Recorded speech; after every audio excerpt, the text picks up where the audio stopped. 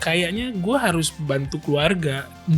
Guanya bantu keluarga untuk cari uang. Toh gue punya kemampuan kok. Teman-teman gue ada beberapa yang bilang gue overconfident soal itu. Tinggal di Jakarta, uang pas-pasan apa segala macam. Namanya orang tua kan pasti, wah anak gue di sana makan apa segala macam gitu kan. Mereka udah mulai tarik-tarikin, ayolah pulang aja lah.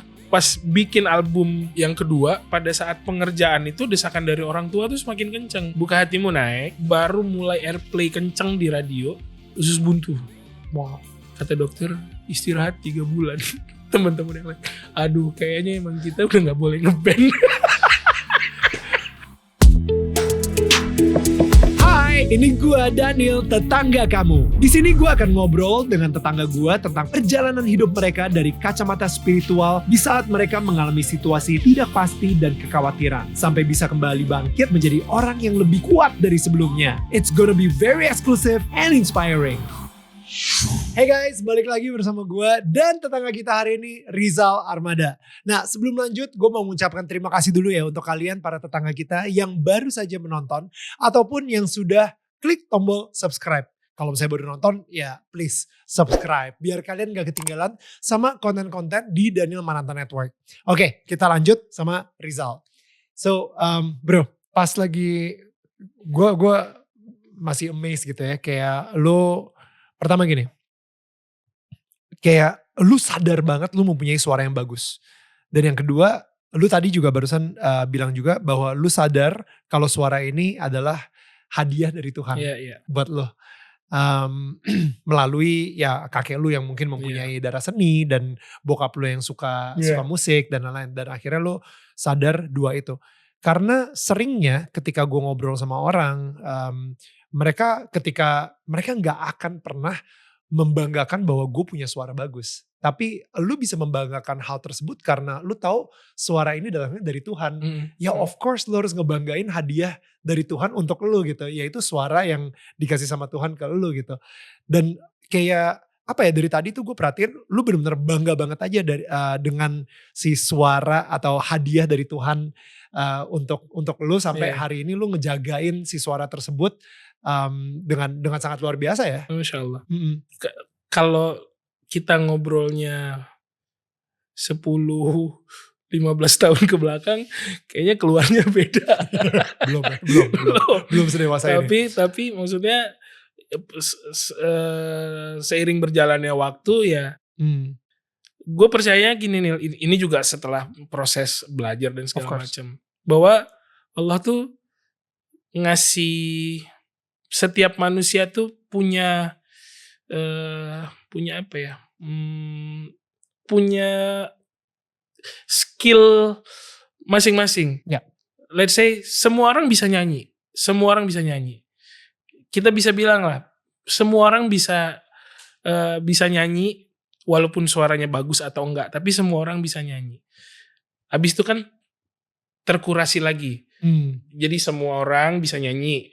Lalu ada sekian persen yang suaranya bagus. Lalu ada sekian persen lagi yang suaranya bagus tapi nggak diizinkan sama Allah untuk berhasil jadi penyanyi. Tapi ada lagi kecil persentasenya yang suaranya bagus, Allah izinkan dia naik ke permukaan. Betul. Gitu. Jadi penyanyi kah atau apa, tiba-tiba. Kan banyak juga tuh sekarang dengan sosial media yang udah ini banget kan. Kita nggak tahu orangnya di mana apa segala macam, dia nyanyi di ini tiba-tiba viral. Itu kan ini jalannya Allah semua. Nah, gue percayanya bahwa kita dikasih skill itu tuh ada alasannya pasti. Tergantung kita nanti pakainya buat apa. That's so good. Kayak gue melihat lo gini, dengan kemampuan lo untuk berbicara, berkomunikasi, terus jadi host nomor 1 gitu. Itu tuh pasti ada alasannya Allah kasih gitu. Betul. Nah, gue pun juga merasanya seperti itu. Gue bisa nyanyi, orang memperhatikan gue, orang mengeluh-elukan istilahnya tuh, ngefans. Itu pasti ada alasannya. Tinggal kitanya nih peka atau enggak tuh. Allah kasih kemampuan kita itu tuh mau dipakai buat apa gitu. Dan Zal, tadi ketika kita sadar bahwa suara bagus itu datangnya dari Tuhan. Sama juga Iya. dengan gue, skill berkomunikasi itu datangnya dari Tuhan. Gue gak akan mengecilkan hadiah tersebut gitu. Iya. Gue gak akan ketika ada orang bilang, lu kayak tadi lu host nomor 1. Gue gak akan yang kayak, enggak lah bro, enggak lah biasa aja. Gue gak akan mengecilkan. Justru gue yang kayak, thank you. Kalau kata Ayahman, kalau misalnya kita dipuji, terus kita kayak yang enggak lah. Terus orang kan akan muji lagi kan. Itu namanya minta dipuji 2 kali.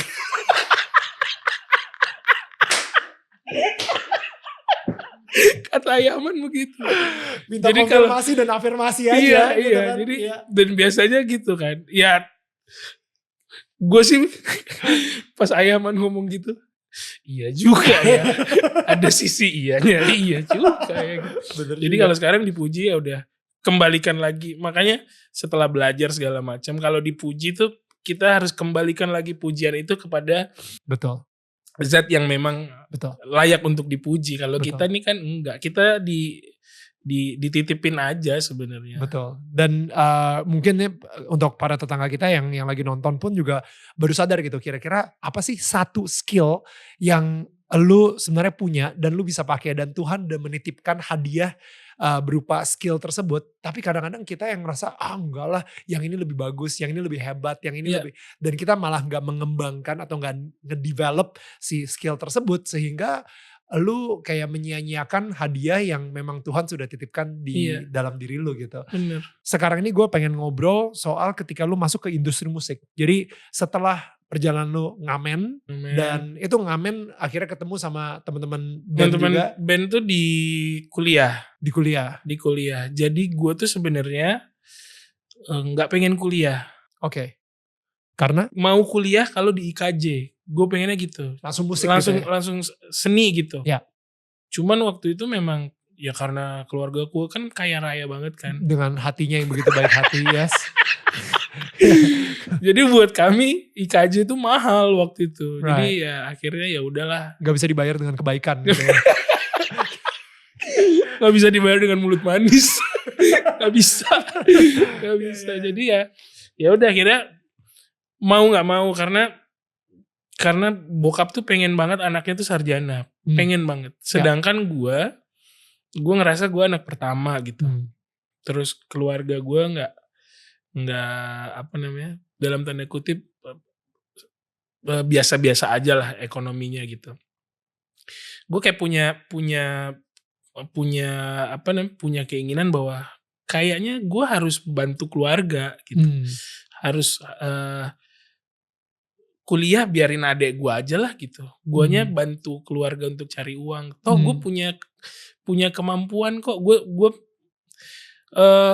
teman-teman gue ada beberapa yang bilang gue overconfident soal itu. Tapi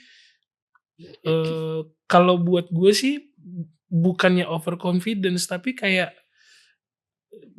kalau kita semakin percaya, bawah sadar kita kan semakin ini kan. Terus apa yang sering kita omongin itu kan akan jadi suatu kejadian gitu, karena omongan kan doa gitu. Betul. Nah gitu. Nah gue mikir udahlah, gue fokus di musik aja lah, ngeband atau apa segala macem.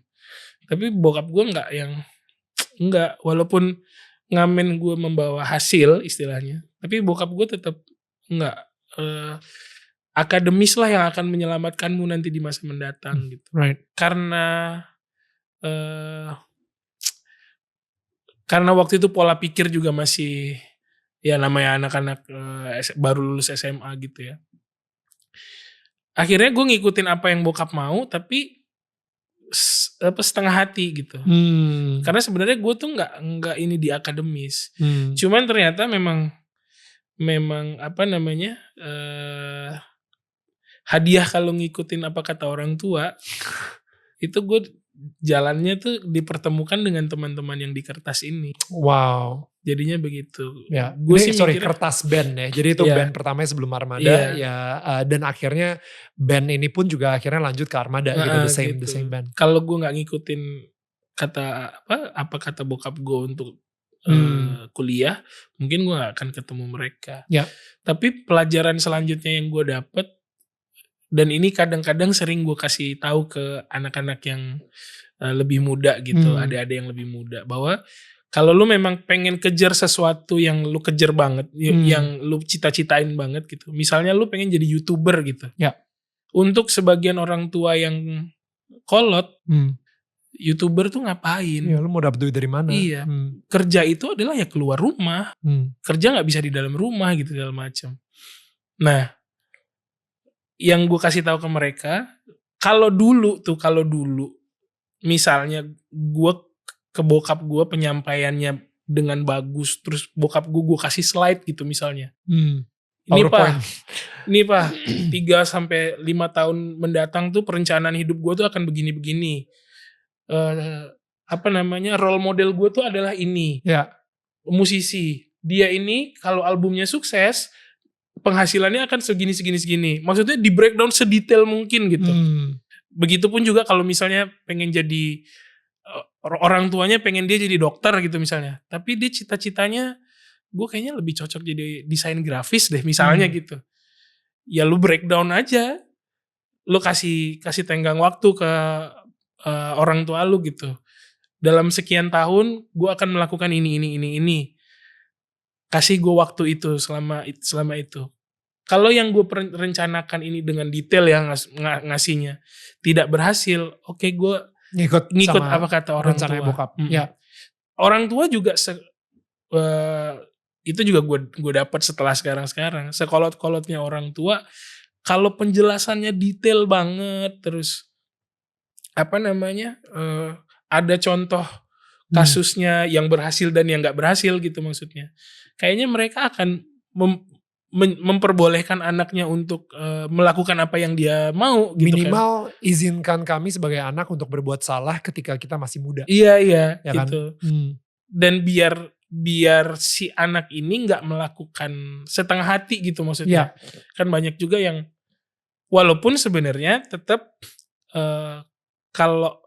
kalau ngikut kata orang tua ternyata ada berkahnya juga gitu. Tapi gue belajarnya bahwa kalau kita mendetailkan proyeksi kita di masa mendatang, lalu orang tua kita jelasin, kan ada titik tengah yang bisa ketemu gitu. Betul. Nah, gue dulu tuh bentrok terus sama bokap ya. Sama bokap, karena kan dunia musisi juga bokap nggak percaya dekat dengan alkohol, narkoba, hidup bebas yang segala macam. Tapi gue buktikan dengan gue tidak melakukan itu. Akhirnya ya di sampai titik sekarang pun gue percaya yang menyelamatkan gue sampai sekarang, yang bikin Armada ini berhasil ya doa orang-orang tua kita gitu. Kalau nggak ada doanya dari mereka juga nggak bisa. Karena kita udah berhasil ngasih tahu, kami Armada ini izinkan kami untuk bertahan di Jakarta sekian tahun. Kalau ini tidak berhasil, oke, kami pulang, balik ke Palembang, entah jadi apa gitu sesuai yang orang tua inginkan. Tapi tolong izinkan kami dulu, kasih kami waktu sekian tahun gitu untuk berjuang di mendapatkan cita-cita yang kami mau gitu. Nah, akhirnya kan ketemu tuh titik tengahnya kan. Akhirnya orang tua merestui, ngeridoin, udah kebuka langsung jalannya. Gitu. Kita percayanya sih begitu. Wait. Kebukanya itu pas kapan, Bro? Maksudnya juga pertama lu sempet ngeband Kertas. Dan Kertas tuh enggak ada beberapa tapi ya enggak segede Armada sekarang lah kayak gitu. Enggak seperti ekspektasi kami lah gitu. Betul. Dan habis itu ketika ganti nama ke Armada, album pertama sukses di keluarga. Jadi yang beli CD keluarga doang. Betul. Album kedua baru meledak banget, ya kan. Nah, jadi lu ngasih waktu untuk kasih kita nyoba dulu deh. Itu kan udah in a way Kertas gagal. Lu gak mikir kayak aduh ternyata gue harus ke Palembang nih. No. Kita coba Armada dulu deh. Album pertama gagal. Kayaknya beneran kita harus ke Palembang nih. like kapan gitu tenggang waktunya tersebut gitu. Jadi kita udah kelarin mixing masteringnya album kedua. Terus kita berlima di kamar ngomong, kalau ini berhasil kita maksimalin banget. Tapi kalau enggak ya mungkin ini jalannya kita untuk untuk pulang. Wow. Udah sempat ada omongan karena desakan dari orang tua juga begitu. Teman-teman tuh kayak kan ya tinggal di Jakarta, uang pas-pasan apa segala macam, namanya orang tua kan pasti wah anak gue di sana makan apa segala macam gitu kan. Mereka udah mulai tarik-tarikin, ayolah pulang aja lah gitu. Tapi pas bikin album yang kedua, dari bikin itu tuh udah yang bismillah kita maksimalin. Tapi pas pada saat pengerjaan itu desakan dari orang tua tuh semakin kenceng. Ya. Tapi tetap kita memaksimalkan yang kita punya untuk bikin, kita curahin semuanya untuk bikin album ini kan. Sampai di ending selesai mixing mastering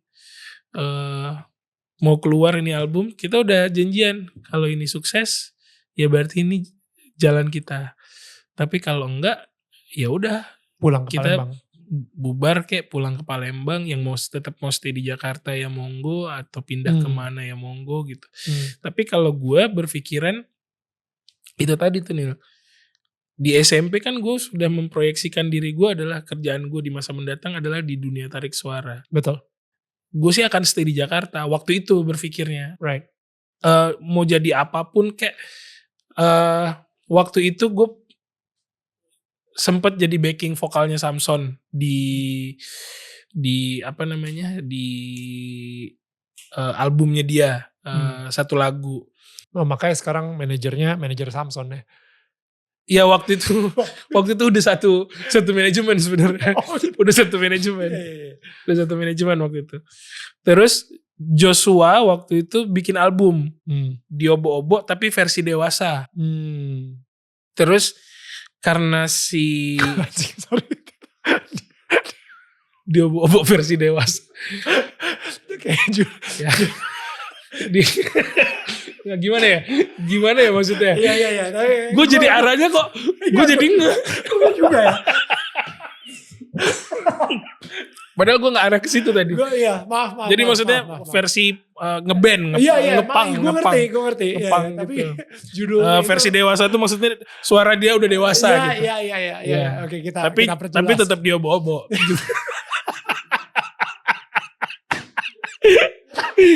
Jadi dia bikin satu album, terus vokal directornya dia itu Mas Irfnat. Oh ya, Irfan. Iya, Irfan. ME kayak gitu. Irfan ya. Terus dia waktu itu yang ngajak gue untuk jadi backing vokal Samson. Nah jadi gue berpikiran kayaknya hidup gue masih bisa sih. Jadi di dunia tarik suara. Iya, di dunia tarik suara karena gue punya background, ada backing vokal dan segala macam. Bisa lah ntar gue bikin band baru atau solo karir gitu, walaupun gimana gitu. Nah alhamdulillah atas izin Allah naik tuh album kedua. Buka hatimu. Tapi ya bukan gak ada cobaan ya, bukan gak ada ujian. Maksudnya? Buka hatimu naik, baru mulai airplay kenceng di radio, usus buntu. Wow. Kata dokter istirahat 3 bulan. Teman-teman yang lain, aduh kayaknya emang kita udah gak boleh ngeband. Tuhan gak izinin kalian ya. Wow. Udah begitu ternyata. Tapi itu sering ya, maksud gue kayak kita sering malah suka berpikir kayak emang ini kayak bukan buat gue. Iya. Ya gak sih? Iya. Kayak misalnya baru mulai pick up gitu, tiba-tiba misalnya tadi usus buntu, dokter bilang 3 bulan, lu udah ada pemikiran-pemikiran negatif nih, kayaknya emang mungkin orang lain bisa lebih bisa terkenal, tapi kayaknya ketenaran tuh bukan untuk gue deh. You know, ada pikiran ke situ? Kalau gue enggak. Oke. Kalau anak-anak ada kayaknya emang ini tanda-tanda nih. Iya, emang nasib kita baru mau naik kok Rizal vokalisnya usus buntu, gimana kita mau promo dan segala macemnya gitu. Padahal waktu itu permintaan untuk inbox dahsyat segala macem tuh mantap, udah ada. The Rings waktu itu kan. Iya. Ya 3 bulan kata dokternya. Gue pas itu kayak punya kepercayaan diri aja. Enggak kok, ini sebentar insya Allah. Ini sebentar. Dan gue percaya itu gini, kalau kita mau dapetin sesuatu yang besar, ada aja tuh kayak bisikan buat berhenti, bisikan buat kayaknya bukan. Padahal itu tuh sebenarnya satu step terakhir untuk kita dapetin hadiah yang kita mau, istilahnya gitu. Analogi kalau kita naik gunung, kata orang-orang di pos terakhir itulah yang orang tuh udah nggak kuat lagi, udah gue turun aja lah, gue nggak mau gitu. Padahal sebenarnya tinggal dikit lagi, tinggal dikit lagi untuk ngelihat sunrise yang luar biasa megah, itu gitu. Dan itu emang yang terjadi di kepala kita sih, kayak di self talk kayak yang tadi gue bilang tuh.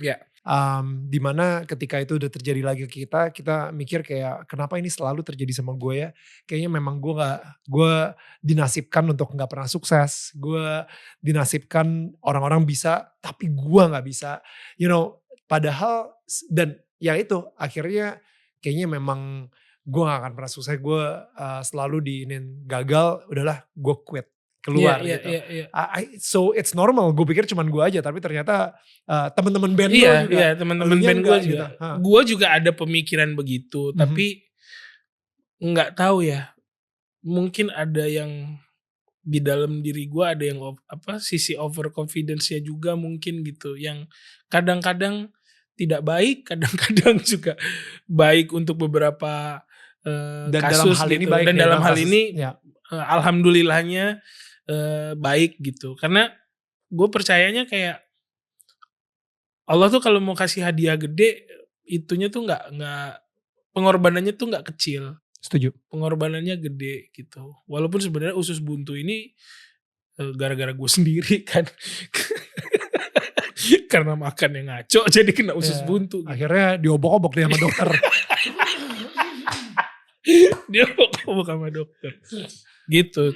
Tapi alhamdulillah after si usus buntu ini selesai, recovery selesai, langsung gas dan kita mengembalikan semangat untuk itu lagi, untuk bermusik lagi dengan Armada ini. Alhamdulillah dikasih jalannya tuh yang mulus aja. Ya, tapi itu tadi ya, gue ngerasanya ini bukan karena kerja keras kami, bukan karena kami bikin lagu yang bagus, enggak. Ini berkat doa nyokapnya kita sih ini. Wow. Kalau nggak ada nyokap kita yang ngedoain dan ngerestuin, kayaknya kita udah mati di tengah jalan dari kapan tahu gitu. Gitu. Dan yang pasti juga atas izin Allah semua kan. Tapi kayaknya wasilahnya, perantaranya itu dari doanya nyokap gitu. Bukan karena karya-karya kita gitu. Lu tuh gak akan hidup selamanya. Lu nanti ada akhirnya. Dan kematian itu kan bukan nomor urut. Tapi nomor cabut. Bisa gak gue masuk surga ya?